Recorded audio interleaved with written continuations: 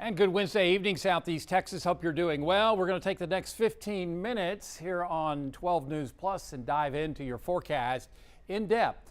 So right now we've got clear skies, beautiful day. It's just been windy across the area as a much drier air mass is filtered in behind the front that came through last night with some isolated severe weather. Otherwise, crystal clear skies here in the Triangle. A little bit of cloud cover up in the lakes area. This view courtesy of Packard LaPrey and the Roofing 911 Sky Cam network. We're currently at 64 and the humidity at 41%. Certainly a much drier air mass across the area. So here's the pattern. The next couple of days, we expect chilly mornings and mild afternoons with low humidity. It looks just fantastic across Southeast Texas, very fall-like. Saturday late, we're probably talking late afternoon and towards Saturday evening, could see some scattered light showers across the area. Wish we could get more than what we're expecting.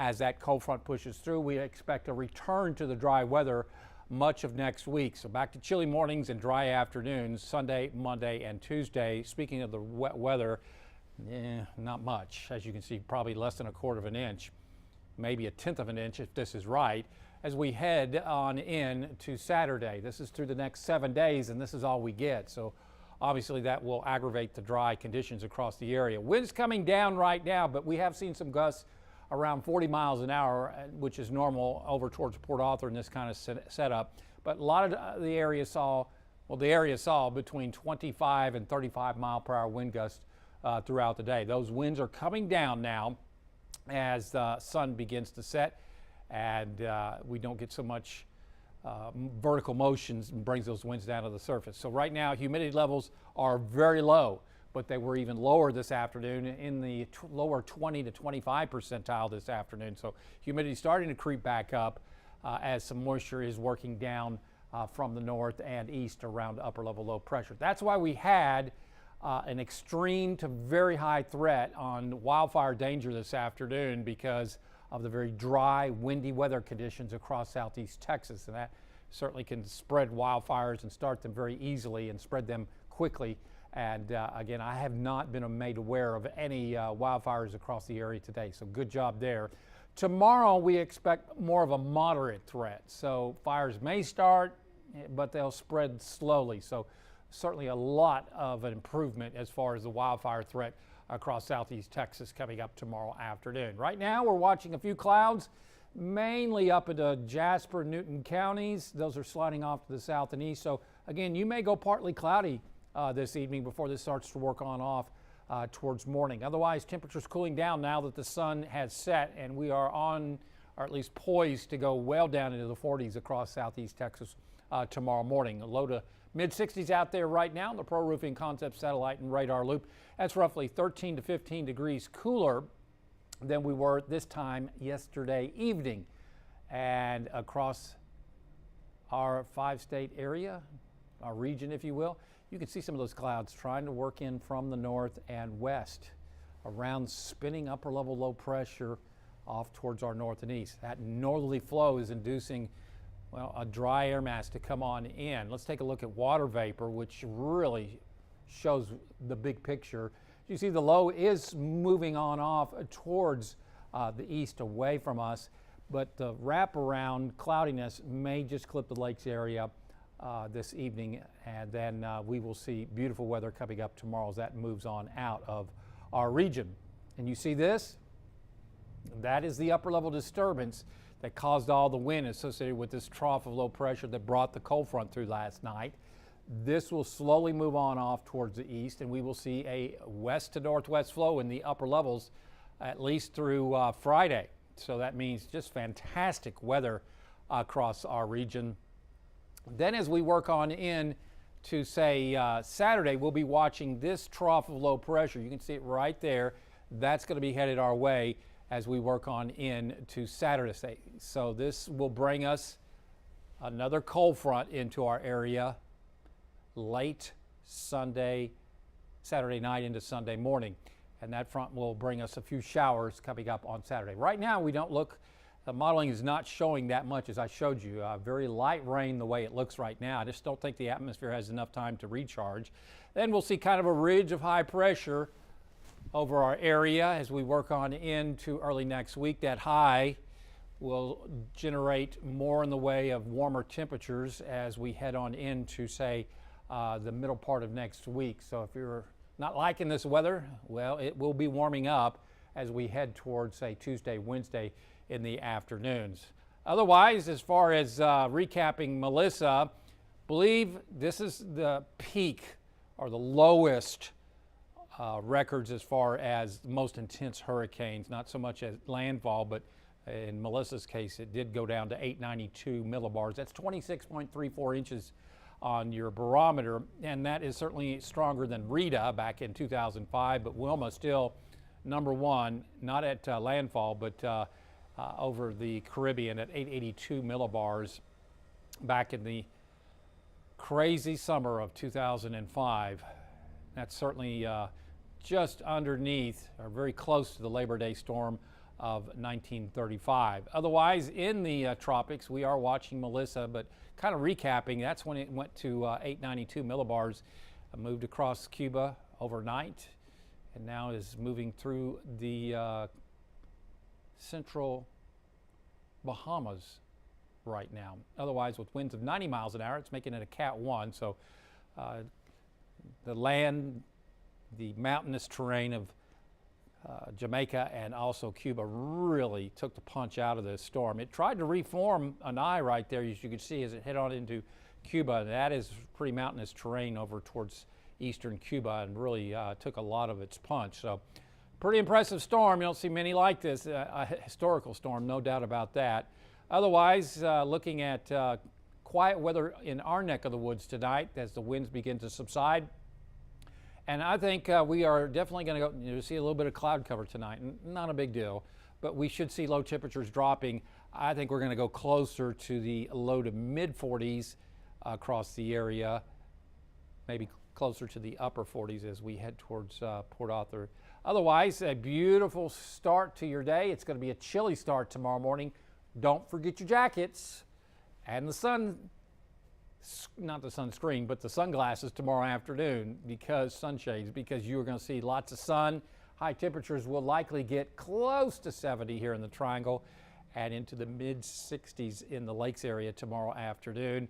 And then we're going to do it all over again, as we'll probably likely see the coldest weather as we head on in to Friday morning. Look at the winds right now at Texas Point. That's south of Sabine Pass. Look at the winds gusting to 30 miles an hour, 31 miles an hour, just the last observation. So tonight, or at least this evening, a gale warning still in effect. Tomorrow, that will likely be dropped, and we will see north winds kind of breezy in the morning at 15 to 20 knots, some 25 knot gusts, and then we'll go down to northwesterly winds at 10 to 15 in the afternoon. Seas 2 to 4, that's choppy, and again, it looks like improving conditions as far as the forecast goes. So for tonight, we'll go with mostly clear to possibly partly cloudy skies up in the Lakes area this evening. Still, I think we're going to get chilly. We're going to go with low to mid 40s up that way. Mid 40s, Buna, Lumberton, back over to Kuntz and Deweyville, and into the mid to upper 40s here in the Triangle. These winds will be decreasing. So tonight at 10, if you join us, we will likely have lower winds because of the winds still fairly breezy this evening, but later tonight they will be subsiding across southeast Texas. Low humidity tomorrow. Beautiful day in the afternoon. Chilly start, no doubt about that. We should see a lot less wind, mid to upper 60s across the area, maybe close to 70 in a few spots. But look at the winds, a lot lower, as you can see. No 30-mile-per-hour wind gusts like what we saw today. So taking a look at your weather impact 7-day forecast, Thursday and Friday look fantastic. Again, Friday morning looks like it'll be the chilliest this go-round, and we'll get back into the lower 70s. So very mild afternoon high temperatures, lots of sun across southeast Texas. Again, it looks like, say, Friday morning, would not be surprised if we got some upper 30s to around 40 in the Lakes and into the lower and middle 40s for the most part in the Triangle. Certainly no records. We've done this before. Now, Friday evening for the trick-or-treat forecast looked very mild at 5 p.m. A lot of folks starting at 5, 6 o'clock on Friday evening. By 9 p.m., most of you will probably be headed home, but Could be in the mid to upper 50s, so chilly. So you could see those jackets being necessary for the kiddos coming up for your trick-or-treat forecast. Otherwise, clear skies are expected. No rain, so this means great weather for Friday night football. Again, low to mid 60s to near 70 at kickoff, and then by halftime, clear skies, calm winds, mid to upper 50s, and then as we finish out the games, roughly around 10 p.m., we're looking at the low to mid 50s. That's jacket weather. So blankets, jackets, those are what you're going to need coming up for Friday night football across southeast Texas, but you will not need any rain gear because we do not expect anything. So it has just been a great run of Friday evenings for high school football this season. I think I've only had one, maybe two out of the string of Friday nights that we have not seen rain as far as that goes. So it's been a good season as far as that goes.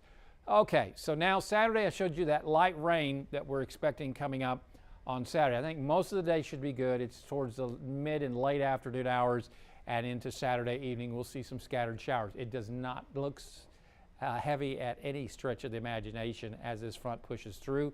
That'll turn our winds back to the north, and we may have some leftover clouds on Sunday, but beautiful weather returns. We go back down into the 40s as we head towards Monday and Tuesday. Let me back up.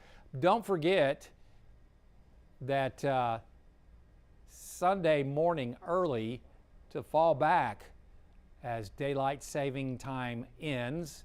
Turn the clock back 1 hour. So 2 a.m. becomes 1 a.m. and sunrise, instead of it being 7:30, will be closer to 6:30 in the morning, and sunset will be at 5:27 on your Sunday. So as I was saying, after that front comes through, beautiful weather Sunday afternoon. I still think we're going to see about 70 Sunday afternoon, maybe a little bit cooler in the afternoons than what I had earlier, but we think the upper 40s are certainly doable Monday and to Tuesday. Lots of sun, dry air, dry weather expected, and high temperatures will likely be into the mid 70s by Tuesday. So if this is too cool for you, we'll get closer to 80 and may do it by next Wednesday as that ridge of high pressure builds on in.